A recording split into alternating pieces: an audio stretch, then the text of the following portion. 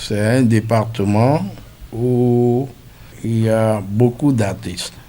Un département où nous avons plusieurs unis en herbe en ce qui concerne, bien sûr, composer, chanter et également le département de l'Ouémé, si c'est pour le festin, les week-ends, vous savez que, bien sûr, ces artistes griots en profitent pour pouvoir animer et avoir un peu de sous. Mais c'est pour vous dire que depuis que les mesures barrières ont été prises, en plus également des interdictions de manifestations, sans vous mentir, c'est une crise sociale, nous pouvons dire, puisque ces artistes, en chantant, arrivent à gagner leur pain. Et je peux dire mensuellement même, voire durant l'année. Mais aujourd'hui, c'est devenu difficile. Bon, ceux qui ont des activités secondaires s'en sortent mieux. Mais par contre, la majorité qui n'a pas d'activité secondaire, cette majorité-là, difficilement, est en train de trouver des solutions. Difficilement, je dis. Nkamondo nwene de to akpa do ogona mi. Moi ema go akpa ma do gona gouvernement lo so passé nde ni culture mi to enele de pepe ma soto o ten ton meba. Direct pede me wai yete de gbeta kende ton do nle ni je yi ji pede. Mais eto we me wo nu de pepe ma to yi di do we me sin confinement wo ko no ra we me ton gbofo. We me ton wo gbofo bi.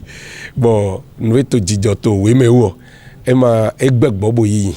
Mais mi to bibio me ho mi ton le o to gan le podo sisipo mi le wa ye du Ghana ye ma du Ghana kani gbeto de to to lo mele wa ye du Ghana dagbe mi ton o to ezombo ye do du Ghana ye lan le ndi pondo kote ne lo dan na ye ni jijo o to lo po pede na mi singando mo azonde do plopo mi ton le no wa si ogbe bodu to to lo me. Depuis que cette histoire a commencé, je parle de la pandémie, nous vivons difficilement. Les artistes sont en souffrance. Et ce qui est encore grave dans l'Ouémé, c'est que les mairies ont pris des arrêtés pour empêcher les manifestations culturelles.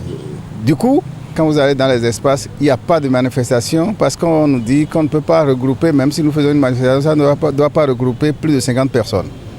Donc les espaces sont pratiquement en deuil, c'est ce que je peux dire. Alors, dans la ville, lors des cérémonies, on refuse de mettre les bâches.